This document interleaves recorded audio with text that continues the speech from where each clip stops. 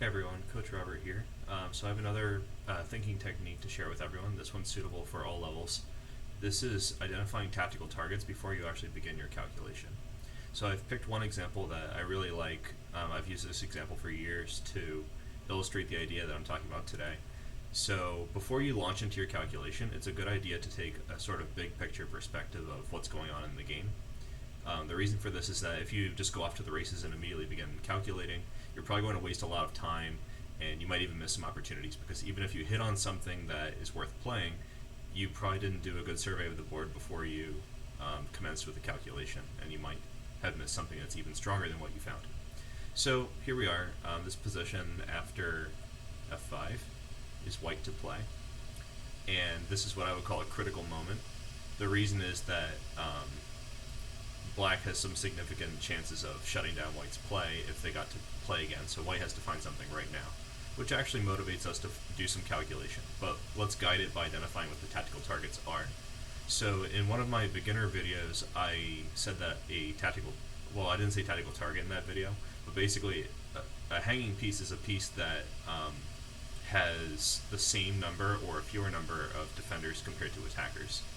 So if you want, you could pause the video right now and see if you can identify which pieces on black's side would be characterized as hanging pieces, which ones have either fewer defenders than attackers or the same exact number as defenders and attackers.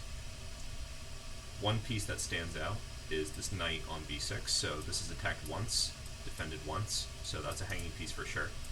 But nothing else really stands out that much, which is why I'm kind of broadening the idea to tactical targets.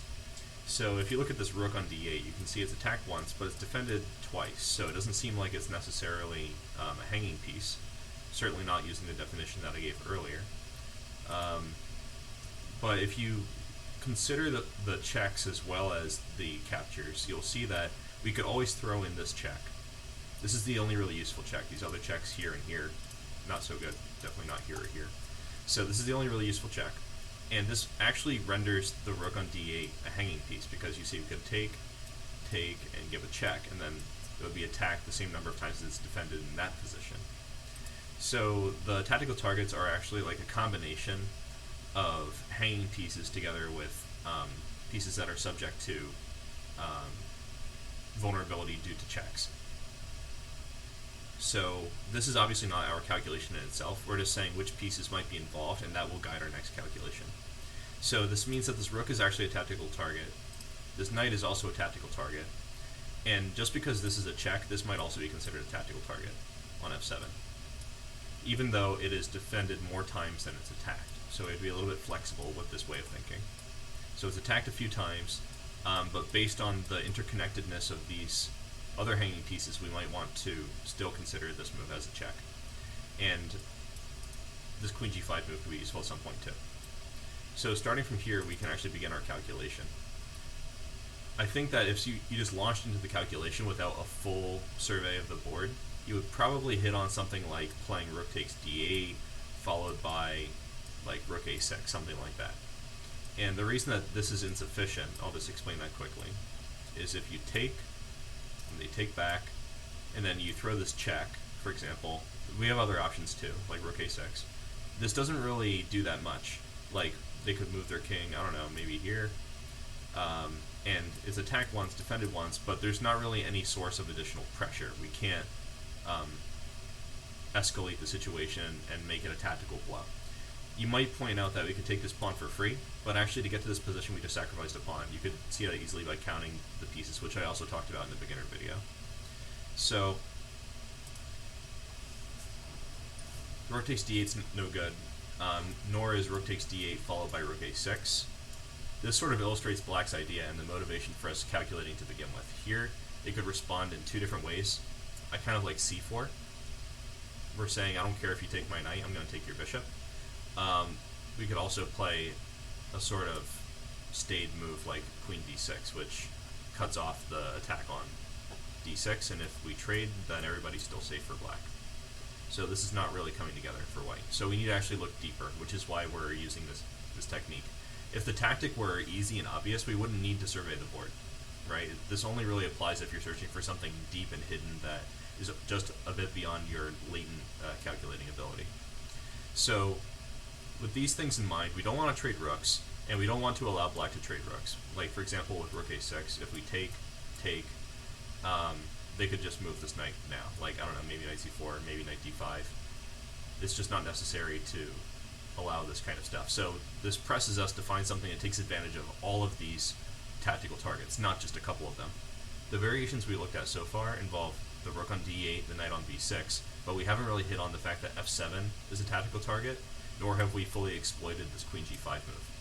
So if you're using a brute force calculation technique, you'll just start considering all the things that you've already thought of in different orders. So let's just take a quick shortcut and consider bishop takes f7, because this is the only move that we've not really considered in the other variations, and the other variations didn't work, so it's promising for our next step in the calculation. So if we play bishop takes f7, you can see that they have many options. If you started calculating right away without using this technique, you might also be discouraged from even examining bishop takes f7, because you'll see that it's defended several times, and it's not clear why you would do that in itself without some kind of deep insight involving these other pieces hanging. So what you'll notice first is that if you take on f7, and I'll just play them on the board here for clarity. Obviously you could pause here and calculate yourself if you really wanted to as white, and that's a good exercise. It could take you even 20 minutes depending on your level. Like if you're around 1,000, maybe it would be an intense calculation exercise. So bishop takes f7. We'll notice that some of the obvious moves immediately don't work. Like king takes f7. You might want to pause here and see what's going on. This queen takes h7. Wherever the king goes, we're going to lose this queen over here. So obviously they won't take with the king, but maybe that wasn't your first choice. Maybe you'd say, well, what about rook? This allows us to play queen g5 and capitalize on the rook on d8 hanging. Like if they play, let's pretend it's a king move because rook g7 doesn't seem that great. Then we could just take here, and you can see they're going to lose the queen even. So they actually really had to play rook g7, but there's not really any good coming out of here. They just lose a whole piece, right? So if they take with a rook, it's a complete disaster. So you might wonder, well, what if they take with a queen? Well, at this point, I think it's great to pause the video and consider your options, because the obvious move is queen takes b6, but maybe there's some subtle differences here too. I would probably start with rook takes d8, because after rook takes d8 we can get more than a knight. We can play this one and get the rook on d8. A great variation here is queen g7, queen takes d8, queen f8, and queen takes b6, and you see we collect everything. So that's a good exercise in itself, just a tactical moment. Do we take the free knight, or do we look a little bit deeper? In fact, this is probably another moment where you could apply your tactical targets way of thinking instead of just playing the obvious move and calculating excessively. So none of those moves really work out. In the game they played queen takes, rook takes, and then knight a4 to avoid that problem, but obviously this position's winning for white. So I think this is a really nice example of this technique, right? So you start out thinking about what the hanging pieces are, if there are any, so this is a hanging piece in the strict definition. You think about what pieces might be hanging if you apply some of the forcing moves like checks, so that means the rook on d8 might become hanging. If you think about the forcing moves in this very general way, we're not calculating, we're just thinking about the options. And just because this piece is protected by pieces that are necessary for the defense of the others, even though it's not it's not a hanging piece, you would still consider this a tactical target as well. So by combining all these factors, you can find this somewhat deep tactic that Alekhine played in this game against Yonga in, I think, 1943. I forget. Okay, so I'd also just like to point out again that in the initial position, it's interesting that there's a sense of urgency here, right? After f5, we see that black would like to play either rook takes d1 or c4 and eliminate all of white's counterplay. So this is our motivation for actually taking this big picture perspective and trying to find something really critical here, not just like weakly recovering a pawn or something like that. Alright, so thanks everyone for your time. I hope you enjoyed this video and that you'll check out my other instructional chess videos. Take care until next time.